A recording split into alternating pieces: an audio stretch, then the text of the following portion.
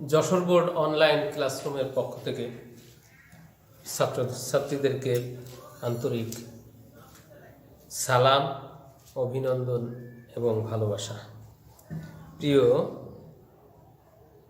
ছাত্রছাত্রীবৃন্দ, আজকে আমি তোমাদের একাদশ শ্রেণীর ইসলাম শিক্ষা প্রথম পত্রের প্রথম অধ্যায়ের ইসলামী সংস্কৃতির পরিচয়, এই ইসলামী সংস্কৃতিটা কি, এই বিষয়ে মূলত আলোচনা করব। তো তার আগে আমরা জেনে নিই ইসলামী সংস্কৃতিটা আসলে কি। ইসলাম এবং সংস্কৃতি। ইসলাম এমনই একটা জীবন ব্যবস্থা আল্লাহ রব্বুল আলামিন আমাদের জন্য দিয়েছেন, যে জীবন ব্যবস্থার মধ্যে মানুষের ব্যক্তি জীবন থেকে শুরু করে আন্তর্জাতিক জীবন পর্যন্ত চলার জন্যে যদি কেউ ইসলামী ধাঁচে তার জীবন পরিচালনা করতে চায়, তাহলে কোনো মানব রচিত আইন তার মধ্যে সন্নিবেশন করা লাগবে না। কাজেই Islam is the complete code of life. তো তেমনিভাবে এই ইসলামের মধ্যে যেমন মানুষের দৈনন্দিন জীবনযাত্রা, পারিবারিক জীবনযাত্রা, অর্থনৈতিক, রাজনৈতিক, আন্তর্জাতিক সার্বিক দিকে আল্লাহ তাআলা এ বিষয়ে আলোচনা করেছেন এবং আল্লাহ রাব্বুল আলামিন জানিয়ে দিয়েছেন এবং রাসূল সাল্লাল্লাহু আলাইহি ওয়াসাল্লাম তার বাস্তবায়ন ঘটিয়ে দেখিয়েছেন। তেমনিভাবে একদিকে মানুষের যেমন কিছু মৌলিক চাহিদা রয়েছে, যেমন বিশেষ করে 6টি মৌলিক চাহিদার মধ্যে অন্ন, বস্ত্র, বাসস্থান, শিক্ষা, চিকিৎসা। এর পাশাপাশি আর একটা বিষয় রয়েছে, সেটা হলো চিত্ত বিনোদন, যেটাকে আমরা বলি ইসলামী জীবন ব্যবস্থার মধ্যে একটি অংশ। আবার এটাকে আমরা বিভিন্ন সাংস্কৃতিক অনুষ্ঠানের নাম দিয়ে আমাদের চিত্ত বিনোদনের ব্যবস্থা করে থাকি।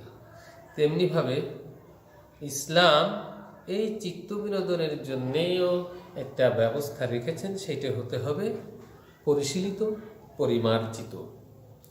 যাই হোক, আমি আজকে সেই পরিশীলিত এবং পরিমার্জিত বিষয়গুলো কি, এটা এই ইসলামী সংস্কৃতির মধ্যে সুন্দরভাবে আলোচনা করা হয়েছে। আমরা জানি সংস্কৃতির এটার আবিধানিক অর্থ হচ্ছে কৃষ্টি বা উৎকর্ষ।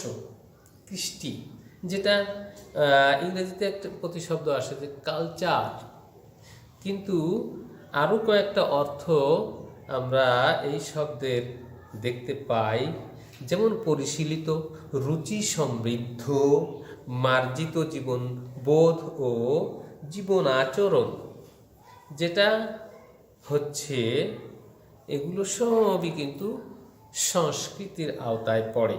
অর্থাৎ কোনো জাতির বিশ্বাস বা চেতনার বহিঃপ্রকাশকে আমরা বলতে পারি যেটা সংস্কৃতি।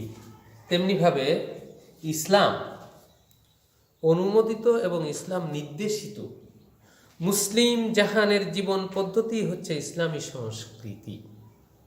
অর্থাৎ ইসলামী সংস্কৃতি বলতে আমরা যা বুঝি তা হলো মানব জীবনে একদিকে যেমন তাওহীদ বা একত্ববাদ প্রতিষ্ঠা করা, সমাজ জীবনে সর্বজনীন ভ্রাতৃত্বের বহিঃপ্রকাশ ঘটানো, এরপরে ইসলামের মূল্যবোধ বা ঈমান তথা বিশ্বাসই হচ্ছে ইসলামী সংস্কৃতির মূল আলোচ্য বিষয়। ইসলামী সংস্কৃতি সাধারণত সংস্কৃতি অর্থে সম্পূর্ণ আলাদা একটা বিষয়। ইসলামী সংস্কৃতি অশালীন ও অমার্জিত বিষয়াদিকে পরিহার করে ঈমান ভিত্তিক, রুচিশীল, মার্জিত ধ্যান ধারণা সম্বলিত জীবনবোধ গড়ে তোলে হচ্ছে এই ইসলামী সংস্কৃতি। এখন এই ইসলামী সংস্কৃতি বিষয়টা আমরা তাহলে বুঝতে পারলাম যে আসলে সর্বোপরি যে কথাটা বলা যায় সেটা হচ্ছে অশালীন এবং অমার্জিত বিষয়াদি পরিহার করে ইমান ভিত্তিক রুচিশীল মার্জিত ধ্যান ধারণা সম্বলিত জীবন ব্যবস্থাই হচ্ছে ইসলামী সংস্কৃতি। যাই হোক, এই ইসলামী সংস্কৃতি আমাদের কি জন্য প্রয়োজন, এর গুরুত্বটা কোথায়, এটা আমাদের একটু অনুধাবন করতে হবে। তো এটাকে কয়েকটা পয়েন্ট আকারে আলোচনা করা যায়। যেমন এর 1 নম্বর পয়েন্টে এভাবে আসে যে আদর্শ প্রতিষ্ঠা। আদর্শ ইসলামী সংস্কৃতি হলো একটা আদর্শ ভিত্তিক। ইসলামী সংস্কৃতির উৎস হলো কোরআন হাদিস। ইসলামী সংস্কৃতির ভাবধারা পরিচালিত হয় এর দ্বারাই তাওহীদ রিসালাতের উপর ভিত্তি করে এটা পরিচালিত হয়, যার প্রবর্তক হচ্ছেন স্বয়ং আল্লাহ রব্বুল আলামিন। পবিত্র কোরআনে বলা হয়েছে যে তিনি তোমাদের জীবনযাপনের জন্য যে নিয়মকানুন নির্ধারণ করে দিয়েছেন, যার উপদেশ তিনি নূহ আলাইহিস সালামকে দিয়েছিলেন। আর আমি তোমার প্রতি ওহীর মাধ্যমে পাঠিয়েছি নির্দেশ, আমি ইব্রাহিম, মূসা ও ঈসাকেও দিয়েছিলাম। তা হচ্ছে তোমরা দিন কায়েম করবে এবং এতে বিচ্ছিন্ন হয়ে পড়বে না। আল্লাহ রব্বুল আলামিন সূরা আশ-শূরার 13 নম্বর আয়াতে এই ঘোষণাটা দিয়েছেন। ইসলামী সংস্কৃতি এমন একটা বিষয় যেটা ঈমান সংরক্ষণ করে, তেমনি এটা তাহলে আমরা বলতে পারি যে ঈমান সংরক্ষক। ইসলামী সংস্কৃতি হচ্ছে ঈমানের সংরক্ষক। ইসলামী সংস্কৃতি ঈমানের উপর প্রতিষ্ঠিত। ইসলামী সংস্কৃতির অনুশীলন ছাড়া ঈমান কখনো প্রতিষ্ঠিত হতে পারে না, এটা হওয়া সম্ভব নয়। আল্লাহ রাব্বুল আলামিন তার মহাগ্রন্থ কোরআনে হাকিমের সূরাতুল ইমরানের 100 নম্বর আয়াতে ঘোষণা দিয়েছেন, ইয়া আইয়ুহাল্লাযীনা আমানু ইন তুতিউ ফারীকাম মিনাল্লাযীনা উতুল কিতাবা ইয়ারুদ্দুকুম বা'দা ঈমানিকুম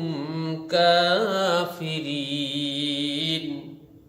আল্লাহ বলছেন, হে মুমিনগণ, তোমরা যদি কিতাবীদের পথভ্রষ্ট কোনো গ্রুপের অনুসরণ করো, তাহলে তারা তোমাদেরকে ঈমান থেকে সরিয়ে নেবে এবং কুফরিতে ফিরিয়ে দেবে।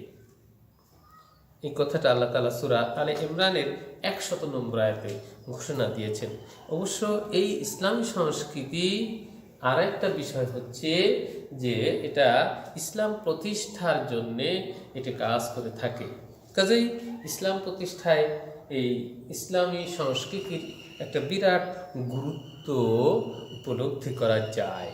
ইসলামী সংস্কৃতির বহিঃপ্রকাশ হলো ইসলামকে পরিপূর্ণভাবে জীবনে, সমাজ, রাষ্ট্রে সার্বিক দিকে বাস্তবায়ন করা। ইসলামী সংস্কৃতির অনুসরণ ও অনুশীলনের অর্থই হলো বাস্তব জীবনে ইসলামের নীতি ও আদর্শের পূর্ণাঙ্গ প্রতিষ্ঠা। আমরা যদি এটাকে বলি যে ঈমানের পূর্ণতা সাধন করে এই ইসলামী সংস্কৃতি। ঈমানের পূর্ণতা সাধনের জন্য একজন ব্যক্তির মধ্যে তিনটি বিষয় পূর্ণতা থাকতে হবে। যেমন 1 নম্বরে আসতে হবে যে মৌখিক স্বীকৃতি, আন্তরিক বিশ্বাস ও আমলের সেটি পরিণত করা। অর্থাৎ এটাকে যদি আমরা বলি, ঈমানের পূর্ণতা সাধন হয় যখন একজন মানুষ মনে মনে ধরে নেয় যে আল্লাহ, মনে মনে বিশ্বাস করে যে আল্লাহ রব্বুল আলামিন আমাদের মহান সৃষ্টিকর্তা। এরপরে এটাকে মানুষের সমাজে সে মুখে প্রকাশ্য আওয়াজে সেটা উচ্চারণ করবে, হ্যাঁ আমি এক আল্লাহ বিশ্বাসী। আর সেই আল্লাহ মনে মনে যেটা আল্লাহকে মেনে নেবে, 2 নম্বরে মুখে প্রকাশ করবে, আর 3 নম্বরে হলো সে কাজে তা পরিণত করে দেখাবে। এটাই হলো ইমানের পূর্ণতা সাধন। ইসলামী সংস্কৃতি হলো ইমানের চূড়ান্ত পর্যায়। আল্লাহ রাব্বুল আলামিন ঘোষণা দিয়েছেন, ইয়া আইয়ুহাল্লাযীনা আমানু দুখুলু ফিস সিলমি কাফা ওয়া লা তাত্তাবিউ খুতুওয়াতিশ শাইতান। হে মুমিনগণ, তোমরা পুরোপুরিভাবে ইসলামে প্রবেশ করো এবং শয়তানের পদাঙ্ক অনুসরণ করো না। সূরা বাকারার 208 নম্বর আয়াতে আল্লাহ তাআলা এই ঘোষণাটা দিয়েছেন। ভারসাম্যপূর্ণ সংস্কৃতি হচ্ছে ইসলামী সংস্কৃতি। ইসলামী সংস্কৃতি দুনিয়া এবং আখিরাতের মধ্যে ভারসাম্য বজায় রাখে। ইসলামী সংস্কৃতিতে বৈরাগ্যবাদ কখনো সমর্থন দেয় না, কোনো স্থান সেখানে নেই। আবার ইসলাম একেবারে দুনিয়ার সমস্ত কিছুর প্রতি ঝুঁকে যাবে মানুষ, দুনিয়াদার হওয়াকে এটা কখনো পছন্দ করে না। ইসলাম সালাত আদায় হয়ে যাওয়ার পর বসে না থেকে আল্লাহর অনুগ্রহ সন্ধানে বেরিয়ে পড়ার নির্দেশ দিয়েছে। মসজিদে বসে নামাজ শেষে তসবিহ টিপলাম, ওদিকে পরিবারের বাজার নেই, খাবার নেই, সেদিকে তোয়াক্কা করলাম না, আল্লাহর ইবাদত করেই গেলাম, এটা আল্লাহ তাআলার কাছে গ্রহণযোগ্য নয়। আল্লাহ তাআলা সূরাতুল জুমুয়ার 10 নম্বর আয়াতে ঘোষণা দিয়েছেন, ফাইযা কুদিয়াতিস সালাতু ফান্তাশিরু ফিল আরদ ওয়াবতাগু মিন ফাদলিল্লাহি ওয়াযকুরুল্লাহা কাসীরান লাআল্লাকুম তুফলিহুন। যখন তোমাদের নামাজ শেষ হয়ে যাবে তখন তোমরা এই জমিনে ছড়িয়ে পড়ো এবং তোমাদের রুজি রোজগার তালাশ করার জন্য বেরিয়ে পড়ো এবং আল্লাহ তাআলাকে বেশি বেশি করে স্মরণ করো। এই পন্থায় যদি তোমরা কাজ করো তাহলে আশা করা যায় তোমরা দুনিয়া এবং আখিরাত উভয় জীবনে সফল কাম হবে। আল্লাহ রাব্বুল আলামিন আবার রাসূল করিম সাল্লাল্লাহু আলাইহি সাল্লাম এ ব্যাপারে বলেছেন, আল্লাহ তার এমন বান্দাকে অপছন্দ করেন যে দুনিয়া এবং আখিরাতের কর্ম থেকে উদাসীন থাকে। দুনিয়া এবং আখিরাতের কর্ম থেকে উদাসীন থাকে যে ব্যক্তি, তাকে আল্লাহ এবং তার রাসূল পছন্দ করেছেন। সূরা মিশকাত শরীফের হাদিস। জাতীয় সত্তার অস্তিত্ব রক্ষার জন্য ইসলামী অনুশাসনের মাধ্যমে সকল জাতির জাতীয় সত্তা টিকে থাকে। প্রত্যেকটা ধর্মেরই আলাদা আলাদা সংস্কৃতি আছে। এজন্য ইসলাম মুসলমানদের জন্য হিন্দুদের অনুকরণে তিলক পরা, পৈতা পরা, খ্রিস্টানদের ক্রস পরা ইত্যাদি হারাম ঘোষণা করেছে। সংস্কৃতির অনুশীলনের মাধ্যমে কোনো জাতির ধর্মকে পৃথক করা যায় না। মুসলমানদের স্বাতন্ত্র অস্তিত্ব রক্ষার জন্য মহানবী সাল্লাল্লাহু আলাইহি সাল্লাম অন্যদের অনুকরণ করতে নিষেধ করেছেন। মান তাশাব্বাহা বিকওমিন ফাহুয়া মিনহুম। যে ব্যক্তি অন্য জাতির অনুকরণ করে তাকে সে জাতির মধ্যে গণ্য করা হবে। আবু দাউদ এবং তাবারানী শরীফে হাদিস সে আলোচনা করা হয়েছে। সুতরাং মুসলিম জাতিসত্তাকে বাঁচানোর জন্য ও নিজের অস্তিত্ব রক্ষার জন্য ইসলামী সংস্কৃতিকে বাঁচিয়ে রাখতে হবে। আল্লাহ এবং তার রাসূলের ভালোবাসা লাভ করার জন্য অবশ্যই ইসলামী সংস্কৃতিকে বাঁচিয়ে রাখতে হবে। আল্লাহ রাব্বুল আলামিন বলেছেন, কুল ইন কুনতুম তুহিব্বুনাল্লাহ ফাত্তাবিউনি। তোমরা যদি মুহাম্মদ সাল্লাল্লাহু আলাইহি সাল্লাম, আপনি বলে দিন, যদি তোমরা আল্লাহর ভালোবাসা চাও তাহলে আমাকে অনুসরণ করো। আসসালামু আলাইকুম। আজকে এই পর্যন্তই।